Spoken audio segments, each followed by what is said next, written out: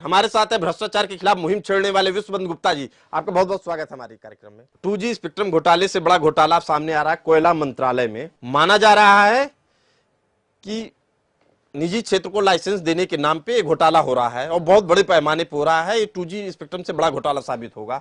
कहा जा रहा है लाइसेंस के नाम पे जो कंपनियां नई नई बनाई जा रही हैं उसमें कुछ मिनरल वाटर बेचते हैं, कुछ अंडरगारमेंट बेचने का काम करते हैं, तो कुछ अखबार बेचने का काम करते हैं। यानी ऐसी कंपनियां बनाई जा रही हैं लाइसेंस पाने के लिए, खदानों के दोहन के लाइसेंस पाने के लिए, जिनका कभी इस क्षेत्र में कोई योगदान नहीं रहा है, न उनको कोई अनुभव रहा है। और सरकार को ये चीज बड़े आसानी से मालूम हो सकती है, लेकिन सरकार जानना नहीं चाहती है। सरकार की मंशा क्या है? देखिए, सरकार की मंशा तो ये है कि ये जितने भी सरकार में मंत्री हैं, चाहे राज्य स्तर पे हैं चाहे केंद्रीय स्तर पर हैं, ये एक्चुअली बिजनेस मैनों के दलाल बन गए हैं। ये मंत्री नहीं है। इनका क्या है, चाहे 2G स्कैम आप ले लीजिए, चाहे आप वो कावेरी बेसिन का ले लीजिए, आप वो जो जिसमें पेट्रोल निकला है, चाहे आप एस बैंड का ले लीजिए। अब क्या हो गया है, इस देश के अंदर लोकतंत्र खत्म हो चुका है। इस देश में कोई कैपिटलिज्म भी नहीं है, यहाँ रैकेटेरिज्म आ गया है। रैकेटेरिज्म में आपको मैं एग्जांपल देता हूँ, जो आप दे रहे हैं कोयले का। 2G के अंदर अनिल अंबानी ने क्यों किया? आज अनिल अंबानी को जेल चले जाना चाहिए। दोपहर को रेट तैयार होता है, दोपहर को, कि इस रेट पर स्पेक्ट्रम दिया जाएगा और first come first serve basis पे दिया जाएगा। यही इसमें हुआ है कोयले के अंदर, हम बता सकते हैं आपको जी। ये सारे फर्स्ट कम फर्स्ट सर्व हैं। शिवकांत जायसवाल जी जैसे मंत्री लेंगे, जो केरला मंत्रालय में राज्य मंत्री थे, डायरेक्ट उनको प्रमोशन देके कैबिनेट मिनिस्टर बनाया गया है।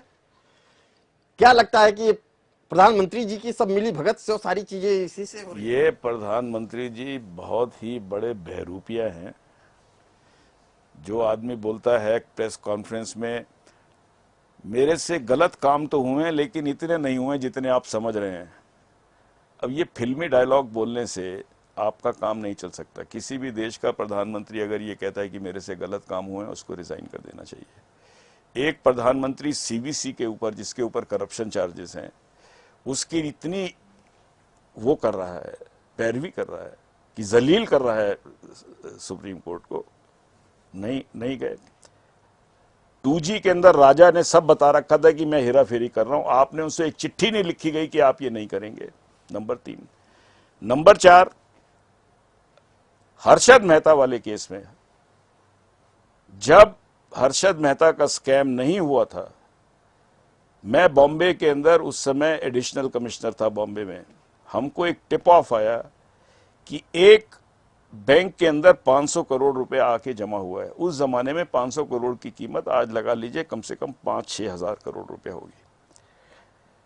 टिप आया, टिप जैसे ही हमको आया, हमने उसको पैसे को कॉन्फिस्केट कर लिया। किसी का नाम नुम भी नहीं था, कुछ ऐसे ही था। ये उस समय फाइनेंस मिनिस्टर थे मनमोहन सिंह जी।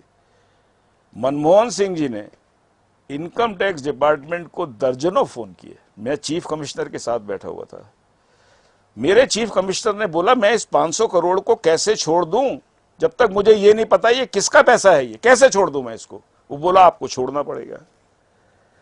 उसका हमारे पास रिकॉर्ड है अभी भी। हम उसके कंप्यूटर उठा के लाए, वो उस आदमी का नाम था हर्षद मेहता, जिसको जो हमको बाद में पता लगा। सारे कंप्यूटर पे जब हमने उस पर छापा डाला, उसने कहा मैं आपको पासवर्ड नहीं दूंगा। और आपको एक इसका बताता हूं कि इसमें कितना सत्य है। सुचेता दलाल एक बहुत जानी मानी जर्नलिस्ट हैं बॉम्बे की, जिन्होंने हर्षद मेहता का स्कैम पे किताब लिखी है। आप उनकी किताब उठा लाइए। उस किताब के अंदर 4 पन्ने दिए गए हैं कि किस तरह मनमोहन सिंह ने हर्षद मेहता के साथ मिलकर इस देश को लूटा। दुख की बात यह है कि लोग हमारे यहां अखबार बुक्स नहीं पढ़ते हैं। मेरी आप 4 पन्ने पढ़िए और मैं तो उसका गवाह हूं। और एक बात हमसे एक बार निकल गया, एक बार हमारे मुंह से, हमारे को जानते हैं, हमने कहा सरदार साहब ये ड्रामे मत किया करो। बोला, विश्व बंधु मैं तुम्हारे पैर पकड़ता हूं, ये भारत के प्रधानमंत्री का हाल है, ये बात किसी और को मत करना। लेकिन आप मुझे बताइए, एक बेईमानी हो रही है। ये सरदार जी छुपे बैठे रहते हैं कमरे के अंदर, कभी आपने इनको निकलते देखा है? 15-15 दिन तक देश में पूरी की पूरी अनारकी फैली हुई है, कभी सरदार जी ने आके बोला कि ये मैं जिम्मेवारी लेता हूं, या ये गलत हो रहा है, या ये नहीं हो रहा है? कोई देखा आपने? ये अगर आपको कुछ बोलना नहीं है, करना नहीं है, तो आप जाइए यहां से। और एक बात हम आपको बता रहे हैं, जाना तो इनको पड़ेगा ही। जल्दी चले जाओ तो अच्छा है, थोड़ी देर में जाओगे तो भी अच्छा है, कोई फर्क नहीं पड़ने वाला। लेकिन इतिहास आपको काले काले शब्दों में याद रखेगा। ये आप हमारी बात समझ। अब आपसे एक आखिरी सवाल, क्या ये मान लिया जाए कि सोनिया गांधी को इसकी पूरी जानकारी नहीं है? ना भी हो, मैं मानता हूं शायद नहीं होगी, क्योंकि एक बात हम आपको बताएं कि सोनिया गांधी पर बहुत सारे इसीलिए लोग सवाल उठाते हैं, उनको शायद ये नहीं मालूम है कि सोनिया गांधी जी को इतना गवर्नमेंट का एक्सपीरियंस नहीं है, और वो ये समझती है कि सरदार जी बहुत ही ज़्यादा एक्सपर्ट हैं। और बल्कि हम तो ये चाहते हैं कि सोनिया गांधी जी को मैं अपील करता हूं कि जितनी भी ये कोयले की खदानें हैं, इनका मालिक कोल इंडिया नहीं, इनका मालिक उन आदिवासियों को डिक्लेयर कर दिया जाना चाहिए, और वही आदिवासी उन कंपनियों को सेलेक्ट करें जो वर्ल्ड फेमस हैं, उन्हीं को लाएं जिनका ट्रैक रिकॉर्ड है, उन्हीं के बेनिफिट के हिसाब से, उन्हीं की इकोलॉजिकल रिक्वायरमेंट्स के हिसाब से उसको हटाया जाए, और जो इनका मुनाफा मिलता है वो डायरेक्टली इन आदिवासियों को मिले। ये काम सिर्फ सोनिया गांधी जी कर सकती हैं, क्योंकि मैं अभी भी वैसे इस चीज को बात मानता हूं कि उनके अंदर एक बहुत नेक नीति की भावना है, अभी भी। मैं जैसे नरेगा में आई, जैसे इसमें आ रही है, लेकिन मुझे इन सरदार जी पर जरा सा भी विश्वास नहीं है। अब आपको हम बता दें कि एक पिक्चर आई थी काला पत्थर, उसमें कोयला मजदूरों की दुर्गति दिखाई गई थी कि किस तरीके से कोयला खदान से कोयला निकालने के बाद पानी भर गया और काफी मजदूर मर गए। असल में ये उस दर्द को बयां करती है पिक्चर, जिसमें कोयला मजदूर एक सामंतवादी व्यवस्था में पिस कर रह जाता है, जो आज भी लागू है।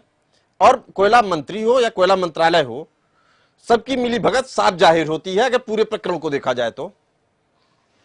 इस पूरे प्रकरण पे एक ही चीज पूछना चाहते हैं, उपाय क्या हो सकता है? उपाय ये है, इस देश के ये जो खनिज पदार्थ है, इसको भारत सरकार के हाथ में नहीं छोड़ा जाना चाहिए। इसको जो लोग वहां रहते हैं उनको सब चीज मालूम है उस बारे में, उन्हीं को इसका गार्जियन बना देना चाहिए, उन्हीं को सारी चलाने की क्षमता होनी चाहिए। इनके साथ एक्सपर्ट्स होने चाहिए जो वर्ल्ड के जो टॉप, जिनको कोल माइनिंग आती है, ट्रांसपेरेंसी का प्रोसीजर होना चाहिए, वो उस तरह से बेचें ताकि सबसे ज्यादा मुनाफा मिले, और उस मुनाफे को वो किसी ना किसी हिस्से में सरकार देश के हित के लिए भी और अपने हित के लिए बांटे।